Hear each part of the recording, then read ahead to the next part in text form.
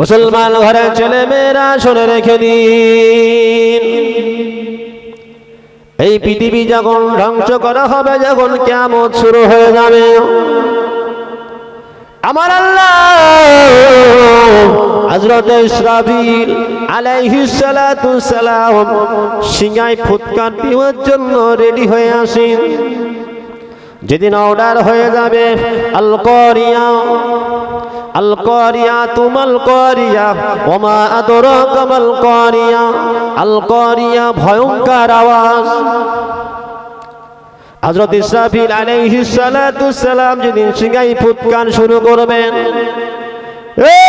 ফুৎকারের এত আওয়াজ, আল্লাহর কোরআন বলছেন এই আওয়াজটা, বাঁশির আওয়াজটা একদিন নাই, দুদিন নাই, 3 দিন নাই, এই আওয়াজটা আমার আল্লাহ পাক 40 বছর জানিয়ে রাখবেন।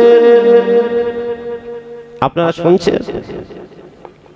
আমি মাইকে কথা বলছি যে আমি হয়তো 2 ঘন্টা থাকবো, চলে যাব, 2 ঘন্টা ওয়াজ করছি, আশপাশের লোককেও ঘুমাতে পারবে না, কেন? হুজুর খুব চিল্লাচ্ছে, এই যে একটা আওয়াজ হচ্ছে 2 ঘন্টা মতো, এরকম একটা আওয়াজ যে বাঁশিটা সিংহায় ফুৎকার দেওয়ার জন্য ইসরাফিল আলাইহিস সালাম বাঁশি নিয়ে দাঁড়িয়ে আছে।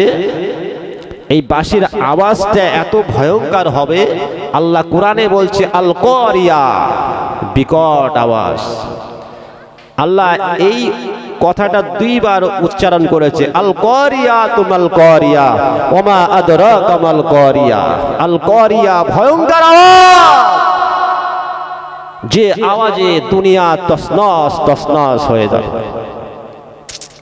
এই ইসরাফিল আলাইহিস সালামকে আমার নবী যখন মিয়ারাজ গেলেন, আল্লাহর সঙ্গে সাক্ষাৎ করতে গেলেন, তখন আমার নবী তখন জিজ্ঞাসা করছে, ভাই জিবরাইল, আমি ইসরাফিল আলাইহিস সালামকে দেখতে চাই। তো জিবরাইল বলল তিনি 5ম আসমানের উপরের দিকে দাঁড়িয়ে আছে। তো তিনি ইসরাফিল আলাইহিস সালামকে মেরাজের রাতে তিনি সালাম করল। তো ইসরাফিল আলাইহিস সালাম উত্তর দিলেন না। তো নবী আমার বর্ণনা করছে হাদিসে, নবী বলছে আমি এইভাবে চেয়ে দেখছি যে যেন পৃথিবীর এক মাথা থেকে অন্য মাথা 11,000 কিলোমিটার রাস্তা, পৃথিবী কানাডা পশ্চিম সাইডে, পূর্ব সাইডে জাপান, এই রাস্তাটা বরাবর হলো 11,000 কিলোমিটার। কত হাজার কিলোমিটার? 11,000 কিলোমিটার। মাঝখানে প্রশান্ত সাগর, আরব সাগর, লোহিত সাগর। তো রাসূলুল্লাহ বলছেন যে ইসরাফিল আলাইহিস সালামের এই ঘাট থেকে কাঁধ পর্যন্ত মনে হচ্ছে এই পৃথিবীর 2খানা পৃথিবী সমান। প্রথমবার সালাম দেয়নি, দ্বিতীয়বার সালাম দিল, উত্তর আসলো না। দ্বিতীয়বার যখন আমার রাসূলুল্লাহ সালাম দিলেন, তৃতীয়বার উত্তর আসলো। মুসলমান ঘরের ছেলে মেয়েরা শুনে রেখে দিন, আমার নবী, দয়ার নবী, মায়ার নবী যখন সালাম দিতে শুরু করল, ফেরেশতা ইসরাফিল আলাইহিস সালাম প্রথম সালামের উত্তরটা দিলেন না, দ্বিতীয় সালামের উত্তরটা দিলেন না। তৃতীয়বার আমার নবী যখন সালাম দিয়েছে, ফেরেশতা ইসরাফিল আলাইহিস সালাম তখন সালামের উত্তরটা দিলেন। বলেন, ইয়া রাসূলুল্লাহ, ইয়া হাবিবাল্লাহ, হুজুর আপনি প্রথমবার সালাম দিয়েছিলেন, আমি উত্তর দেইনি। তার কারণ হলো আমি ইসরাফিল, আমাকে আল্লাহ পাক বানানোর পর, তৈরি করার পর আমাকে আল্লাহ এই সিংহা বাঁশিটা মুখে লাগিয়ে দিয়েছে, এখনো পর্যন্ত আমি বাঁশিটা মুখ থেকে বার করিনি। ইয়া রাসূলুল্লাহ, ইয়া হাবিবাল্লাহ, হুজুর আপনি যখন সালাম দিয়েছিলেন তখন আমি আল্লাহর কাছে পারমিশন চাইছিলাম।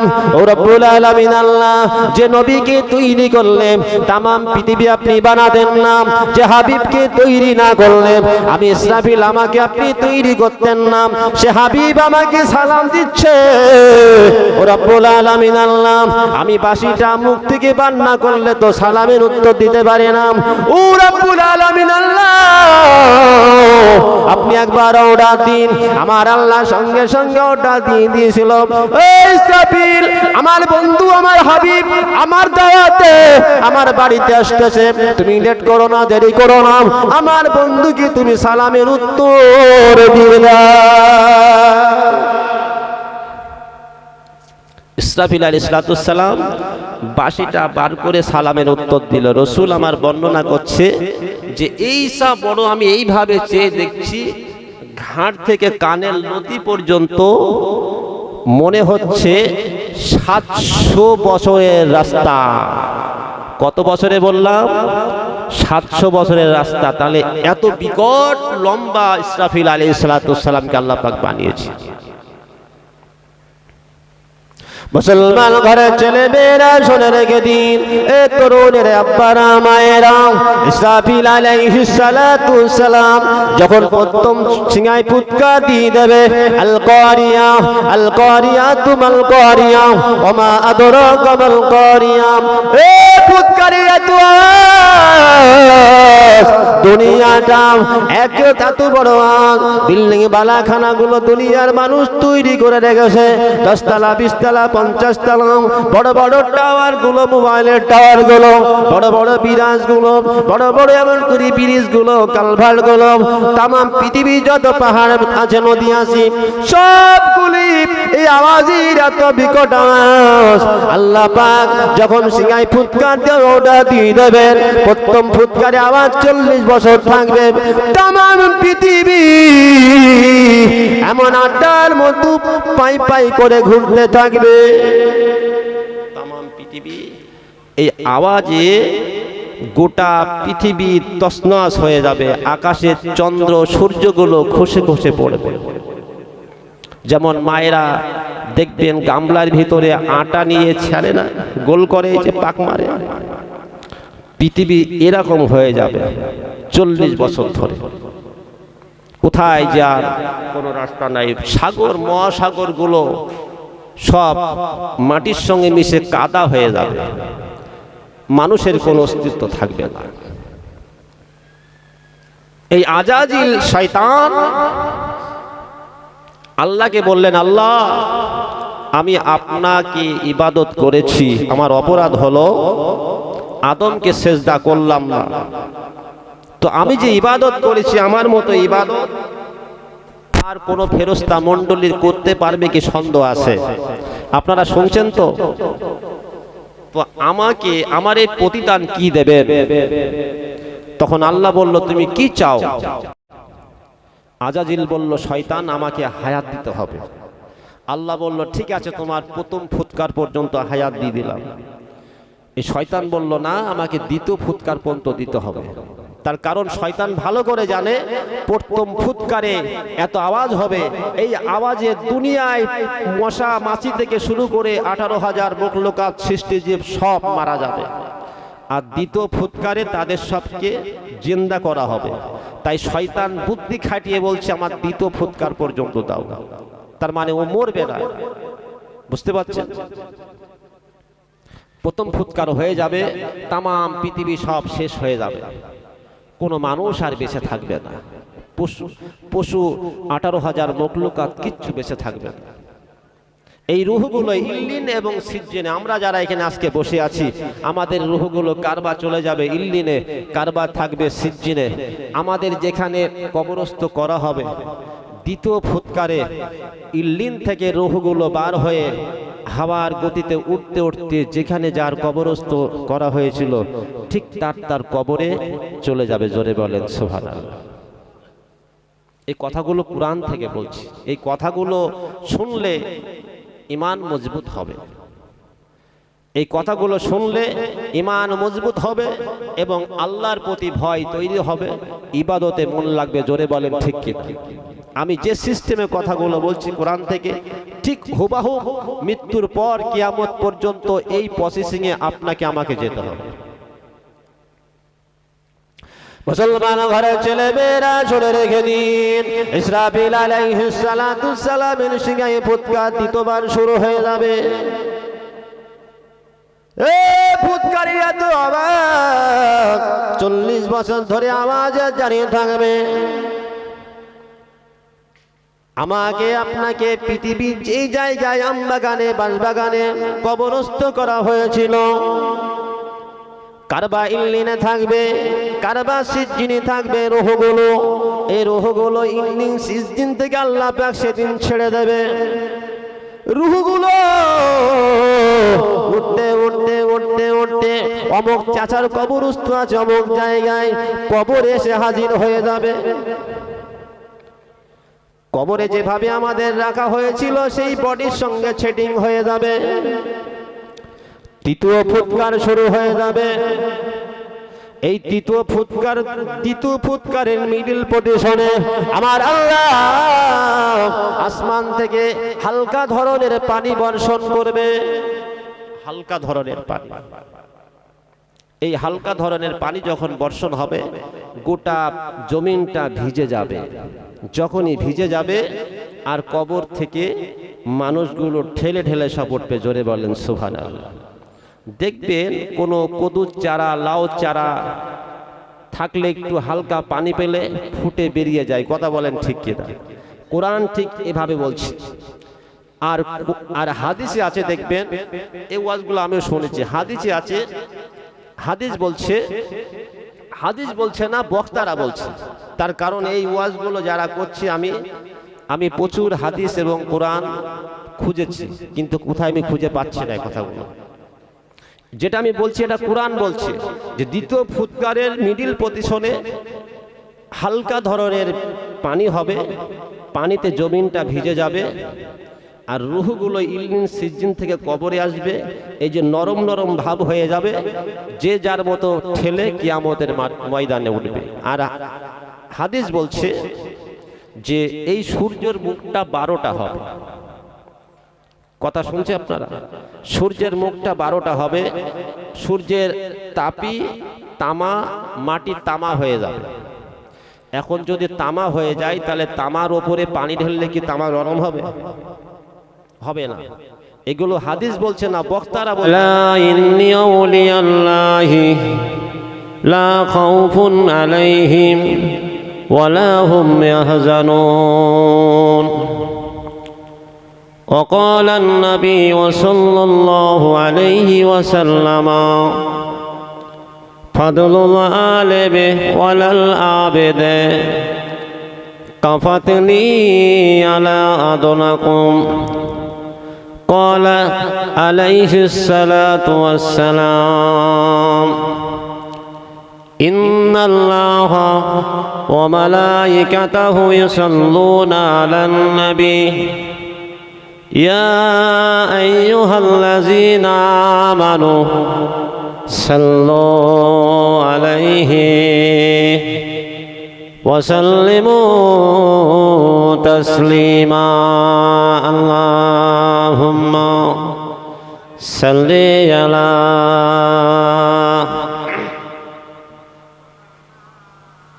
প্রাণ খুলে মহাব্বতের সঙ্গে আল্লাহুম্মা সাল্লি আলা।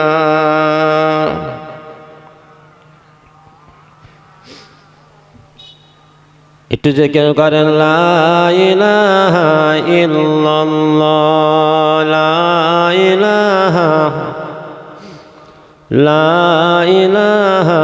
ইল্লাল্লাহ, লা ইলাহা ইল্লাল্লাহু মুহাম্মাদুর রাসূলুল্লাহ সাল্লাল্লাহু আলাইহি ওয়াসাল্লাম। আল্লাহুম্মা সাল্লি আলা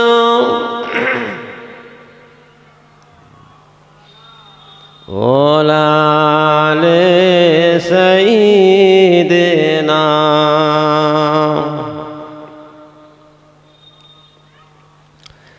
আমারি কণ্ঠে তুমি তোমারি বাণী তুলেছ, বুকের দেরাজে তুমি কোরআনের থান দিয়েছ। আমারি কণ্ঠে তুমি তোমারি বাণী তুলেছ, বুকের দেরাজে তুমি কোরআনের থান দিয়েছ। এত ভালোবাসো কেন মালিক আমার, কি করে শুকর তার করি আদায়। এত ভালোবাসো কেন মালিক আমার। একটু ঝেড়ে হবে না সুবহানাল্লাহ? একটু মহব্বতের সঙ্গে হবে না?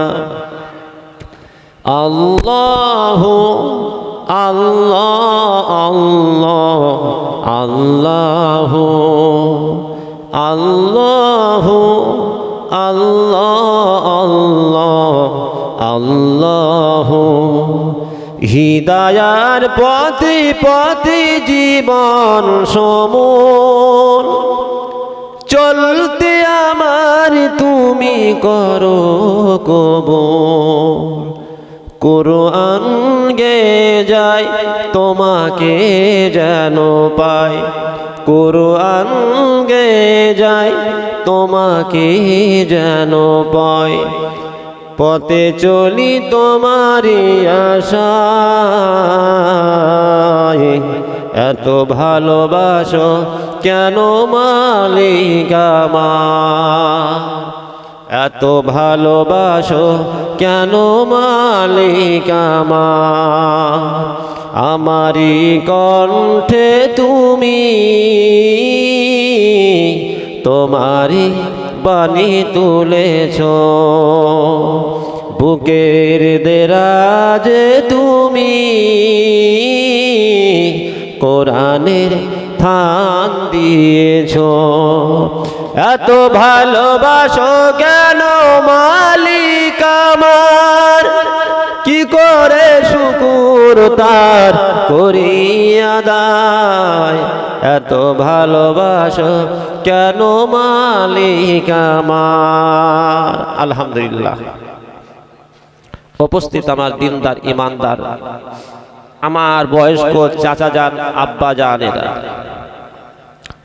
ছোট ছোট কচিরা এবং সমবয়সে বন্ধুরা, আমার সম্মুখে বসা আমার আব্বা জানেরা, চাচাজিরা, পর্দার আড়ালে সম্মানীয় মা ও বোনেরা, আজকের মাহফিলে আমরা যারা এখানে এসেছি বসেছি, যতক্ষণ পর্যন্ত বসবো আল্লাহ পাক আমাদের সকলের আমলনামায় আল্লাহ পাক নেকি দান করবে। এটা হলো রিয়াজুল জান্নাত। এই মাহফিলে যারা আমরা এখানে এসে বসেছি, কোরআন হাদিস থেকে আলোচনা শুনবো। আমার দিকে তাকান, আমরা যারা এখানে এসেছি বসেছি, যতক্ষণ পর্যন্ত থাকবো আমাদের আমলনামায় আল্লাহ পাক কি দেবে? জোরে বলেন, নেকি দান করবে। জোরে বলেন সুবহানাল্লাহ। এখন বিষয়টা হলো, বিভিন্ন জায়গায় দেখবেন জালসা মাহফিলের লোক হচ্ছে না। এর কারণ কি জানেন? এর কারণ কিছু জানেন? কারণ এমন এমন জায়গায় জলসা মাহফিল করতে যাচ্ছি, বিশাল বড় প্যান্ডেল করেছে, লোক নেই, অথচ মানুষ প্রত্যেকটা বাড়িতে আত্মীয় স্বজন এসছে, মেলাঘাটে লোক হচ্ছে, কিন্তু জলসা মাহফিলের লোক হচ্ছে। সব দিকে একই অবস্থা। এই সিস্টেমটা চালু হয়েছে 3-4 বছর ধরে। জলসা মাহফিলের লোক হতে চাচ্ছে না। এর মূল কারণ হলো, আমি অনেক রিসার্চ করে আমি দেখেছি যে এর মূল কারণ হলো সমাজে কোরআনের কথা বলা হচ্ছে না।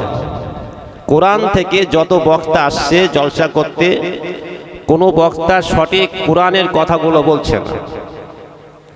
আল্লাহ বলছেন যারা কোরআন বাদ দিয়ে যারা অন্য কোনো কিতাব থেকে যারা মানুষকে হিদায়াতের পথ দেখায়, আমি আল্লাহ নিজে দায়িত্ব নিয়ে তাদেরকে গুমরা বানাই। কথা বুঝতেছেন আমার? পৃথিবীতে একমাত্র কিতাব হলো আসমানি কিতাব কোরআন। এই কোরআন থেকে আজকে আমরা যদি কথা বলতে পারতাম, যদি ওয়াজ করতে পারতাম, তাহলে জলসা মাহফিলের লোক হতো। এখান থেকে 30, 40, 50 বছর পিছনে চলে যান, ফুরফুরা শরীফে হুজুর কেবলারা যখন আজ থেকে 40-50 বছর আগে যখন জলসা মাহফিল করত, মানুষ পায়ে হেঁটে হেঁটে প্রচুর রাস্তা যে জলসা মাহফিলের লোক ভর্তি হয়ে যেত, জোরে বলেন সুবহানাল্লাহ। আর আজকে লোক হচ্ছে না। সেই 40-50 বছর পিছনে ফুরফুরা শরীফে হুজুর কেবলারা যখন জলসা করতেন, তখন তো এত ঘিরাটিরা থাকতো না, তখন এত ভিআইপি মাইকে থাকতো না। আপনার মানে খুব কষ্ট করে কোনো রকম একটা সামিয়ানা করে জলসা হতো, কিন্তু সেখানে লোক হতো, প্রচুর লোক হতো। তার কারণ হুজুর কেবলারা কোরআন থেকেই কথা বলতো, জান্নাত এবং জাহান্নামের কথা বলতো, মানুষ কেঁদে পাগলা হয়ে যেত। আর আজকে জলসা মাহফিলে আপনি খেয়াল করে দেখবেন, প্রথম দিনে আপনার গজল শিল্পী, দ্বিতীয় দিনে দেখবেন এমন এমন বক্তা নিয়ে এসে জলসা করছে, কোরআনের বাইরে কথা বলছে। তো আল্লাহ কি বলছেন যে একমাত্র কোরআন, মানুষকে যদি হিদায়াতের পথ দেখাতে হয় এই কোরআন থেকেই কথা বলো। কোরআন বাদ দিয়ে আপনি বানোয়াট অন্য কোনো কথাবার্তা বললে মানুষ হিদায়াত হবে না, তারা আরো বেশি গুমরা হয়ে যাবে। আজকে আমি যতক্ষণ পর্যন্ত আপনাদের এখানে এসেছি, আমি একটু আগে এসেছিলাম, তার কারণ আপনাদের এই যে থানা আছে না, এই যে শ্যামনগর থানা, এই শ্যামনগর থানায় আমার একজন খুব আমার নিজের মানুষ, আমার আত্মীয় এখানে ডিউটিতে আছে, মানে আমার ভাইরা ভাই হয় সম্পর্ক, নদিয়ায় বাড়ি। তো উনি বলে, ভাই আপনি এলাকায় আসেন তো দেখা করেন না। তো আজকে থানায় গিয়েছিলাম, তো সেখান থেকে ঘুরে আপনাদের এখানে আসলাম। তো কথা হলো, যেহেতু আমার 8টায় টাইম ছিল, আজকে যারা আমরা এসেছি বসেছি জান্নাতের বাগান, আমি আজকে কোরআন থেকে আপনাদের সঠিক তথ্যগুলো তুলে ধরব। তার কারণ হলো, আমরা সকলেই জানি যে আমরা নামাজ ইবাদত বান্দেগি করি জান্নাতের আশায়, কথা বলেন ঠিক কিনা? জান্নাতের আশায়, জান্নাতে আমরা যাব, এর জন্য আমরা নামাজ ইবাদত বান্দেগি করি জাহান্নামের আগুন থেকে বাঁচার জন্য। কিন্তু এই মুসলিম সমাজে অনেকেই জানে যে মানুষ ইন্তেকাল করেছে, মানুষকে কবরস্থ করলে সব শেষ হয়ে যায়। কিন্তু আপনি কবরে যাবেন, কবরে গিয়ে তো আপনাকে জান্নাতে পাঠানো হবে না, জাহান্নামেও পাঠানো হবে না। তো আপনাকে কবর থেকে একটা প্রসেসিং এর মাধ্যম দিয়ে আপনাকে জান্নাত এবং জাহান্নামে পৌঁছাতে হবে। এই বিশাল লম্বা চওড়া ঘটনা আছে এবং প্রচুর প্রসেসিং এর মাধ্যম, যা আমি অনলি কোরআন থেকে আপনাদের সামনে বাংলা টু বাংলা আলোচনা করতে চাই, যেটা আমাদের আপনাদের দরকার, আপনাদের দরকার, আমারও দরকার।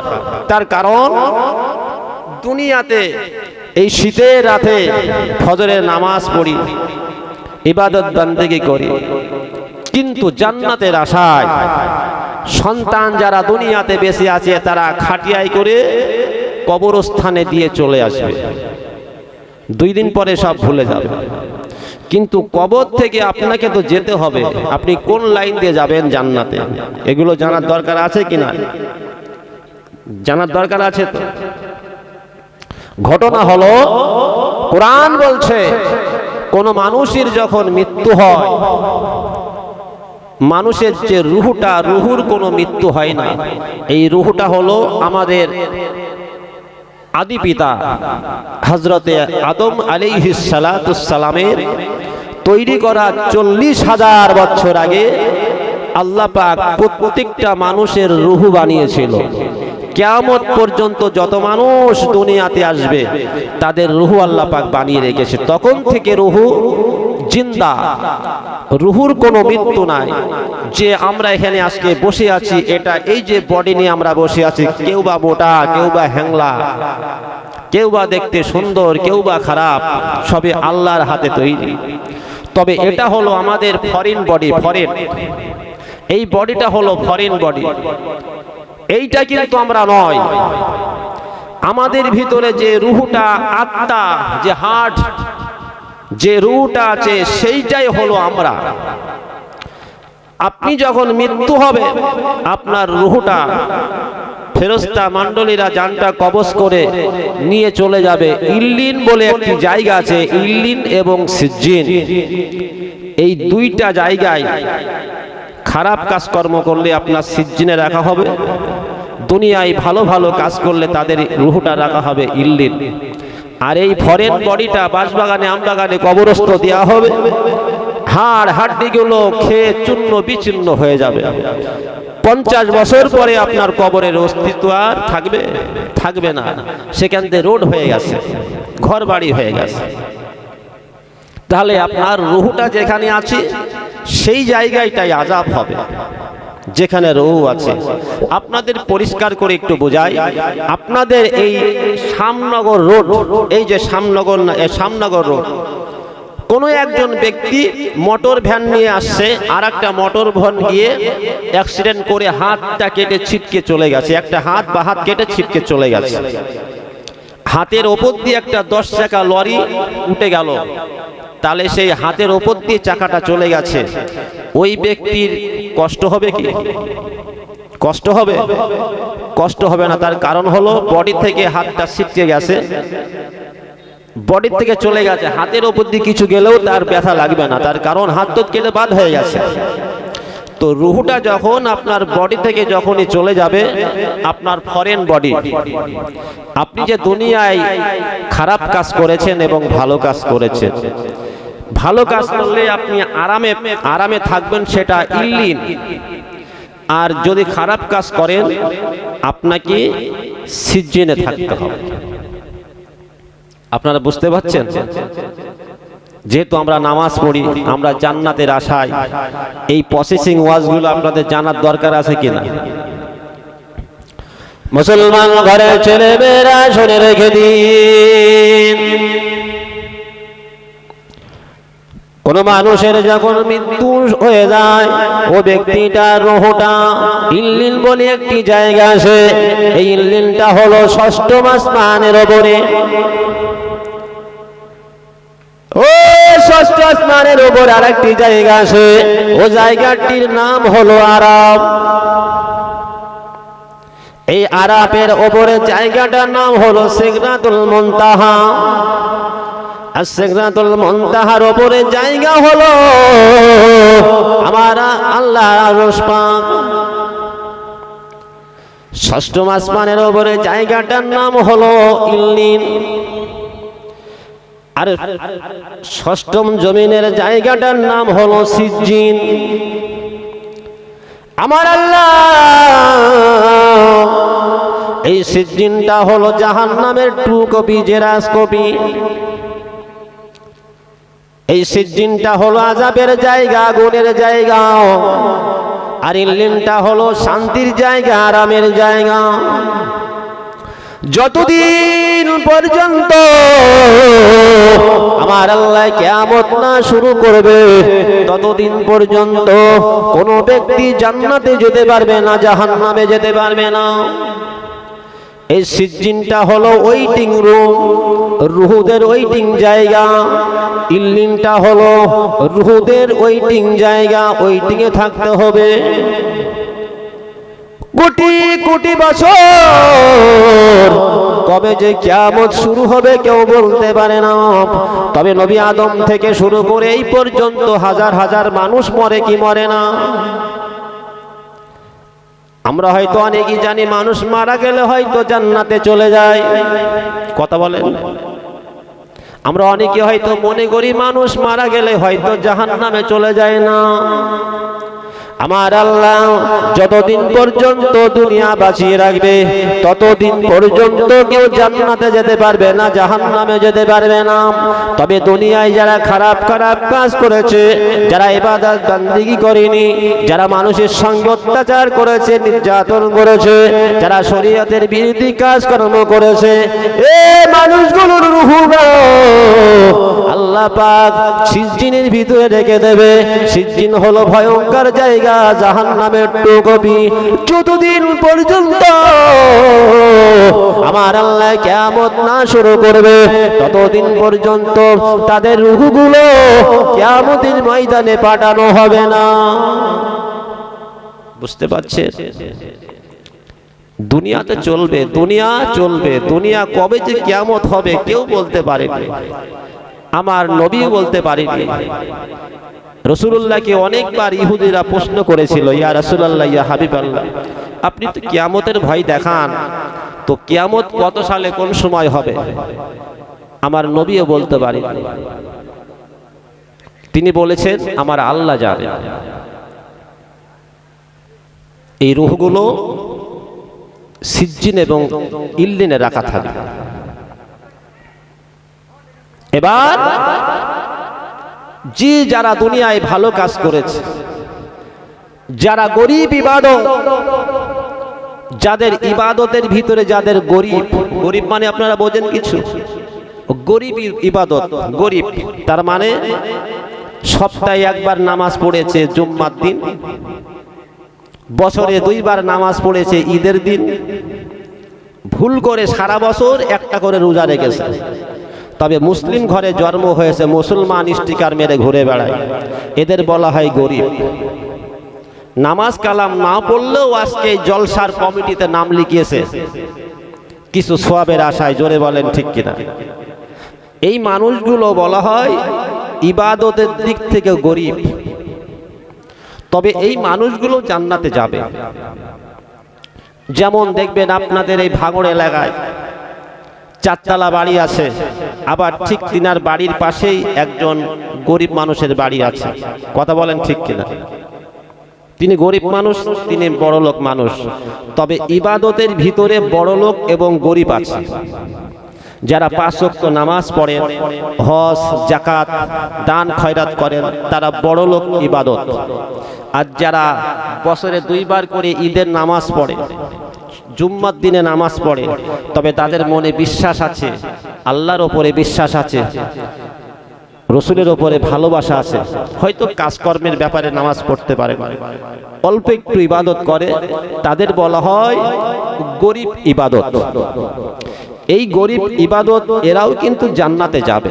তাহলে এরা জান্নাতে গেলে আল্লাহ পাক এদের কতটুক জায়গা রাখবে আপনারা জানেন? জান্নাতে তো যাবে এরা।